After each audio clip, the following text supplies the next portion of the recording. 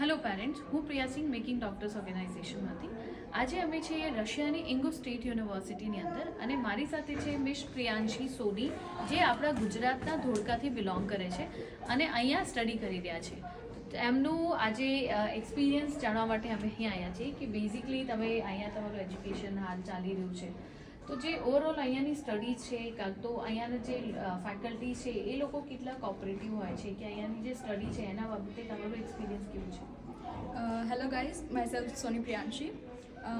અહીંયા આગળ ટીચર્સ બહુ જ વધારે કોઓપરેટિવ છે અને કંઈ બી ઇશ્યુ હોય કે કંઈ બી પ્રોબ્લેમ હોય તો એ લોકો આપણને હેલ્પ કરે છે અને એ લોકો કહે છે કે તમને કંઈ બી પ્રોબ્લેમ હોય તો તમે મેસેજ કરી શકો છો કે કોલ કરી શકો છો એની ટાઈમ. સપોઝ થોડા ટાઈમ પહેલાં મને એનાટોમીમાં થોડો ઇશ્યુ હતો, તો મેં લિટરલી 10 o'clock થતા હતા રાત્રે અને મેં સરને મેસેજ કર્યો કે સર મને આ ટૉપિક સમજ નથી આવતો. તો સરે રાત્રે મને વિડીયો રેકોર્ડ કરીને મોકલ્યો કે આવી રીતનું એક્સપ્લેનેશન છે, તો આખું એમને એક્સપ્લેનેશન વિડીયો રેકોર્ડ કરીને મને શેર કર્યું.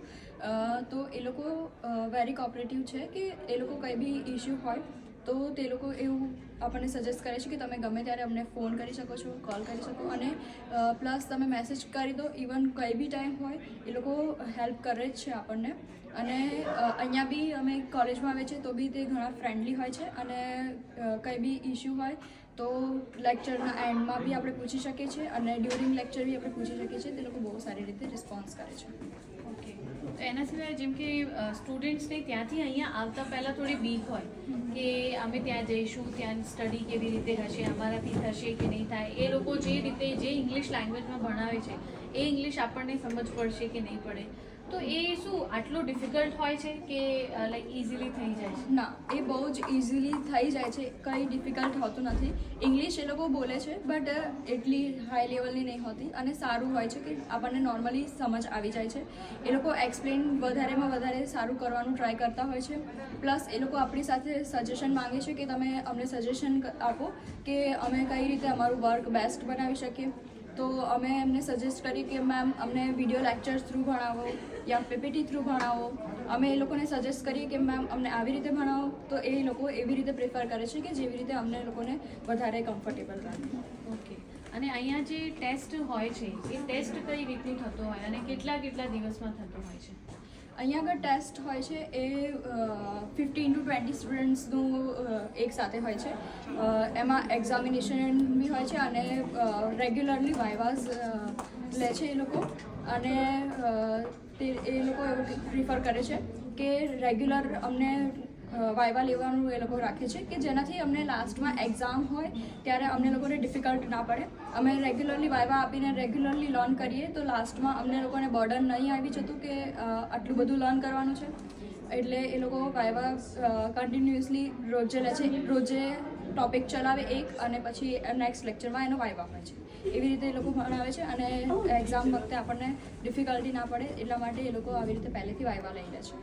ઓકે, તો હવે એજ્યુકેશન તો છે જ અહીંયા અને બટ એજ્યુકેશનની સાથે સાથે બીજા કોઈ પણ લાઈક કોઈ ઇન્ટરનેશનલ કોન્ફરન્સીસ કે બીજા કંઈ પણ બેનિફિટ થતા હોય છે અહીંયા, લાઈક યોજાતો હોય છે આ ટાઈપનો પ્રોગ્રામ? અહીંયા આગળ ટ્રેડિશનલ ડે, વિક્ટરી ડે જેવા ઘણા બધા ફંક્શન્સ એ લોકો અરેન્જ કરે છે. પ્લસ અમને લોકોને સ્ટડી માટે એ લોકો સેમિનાર અરેન્જ કરે છે.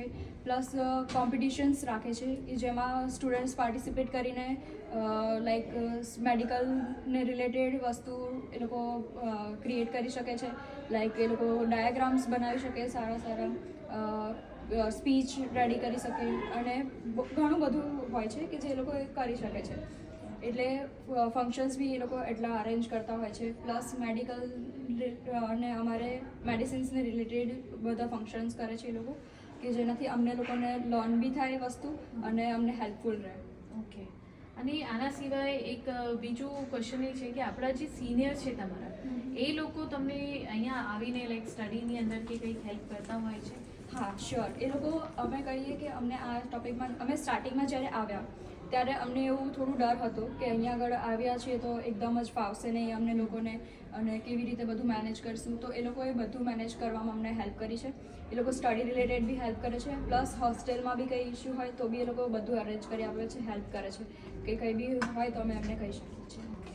હવે જે તમારી પ્રોસેસ હતી થ્રુ આઉટ ધી પ્રોસેસ એના માટે જસ્ટ પૂછવું છે કે લાઈક મેકિંગ ડોક્ટર્સ ઓર્ગેનાઇઝેશનનો સપોર્ટ કેવો રહ્યો તમારો એડમિશનથી લઈને અત્યાર સુધી?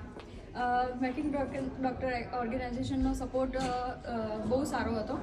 લાઈક એ લોકોએ સ્ટાર્ટિંગમાં અમને લોકોને પ્રી મેડિકલ કરાવ્યું હતું, જે બહુ જ અમને હેલ્પફુલ રહ્યું. અહીંયા આવીને અમને સ્ટાર્ટિંગમાં એવું હતું કે જલ્દી નહીં ફાવે અને અમને લોકોને થોડું મેનેજ કરવામાં ઇશ્યુ થશે, બટ અમે લોકો પ્રી મેડિકલ કરીને આવ્યા હતા તો એટલે અમે પહેલેથી બેઝિક નોલેજ લઈને આવ્યા હતા, તો અમને બહુ જ ઇઝી રહ્યું છે. પ્લસ એ લોકોનું ગાઈડલાઇન્સ બહુ જ સારું રહ્યું છે અમને લોકોને યુનિવર્સિટીઝને લઈને, અને પ્લસ એ લોકોએ અમને લોકોને સપોર્ટ બહુ જ કર્યો છે કે ગમે ત્યારે અમે અત્યારે બી અમને કંઈ બી ઇસ્યુ હોય તો અમે એમને ગમે ત્યારે એની ટાઈમ અમે એમને કોલ કરી શકીએ અને અમે એમને હેલ્પ લઈ શકીએ છીએ, અને એ લોકો હેલ્પ કરવા માટે રેડી હોય છે. Okay, so thank you so much, Priyanshi, for your valuable insight.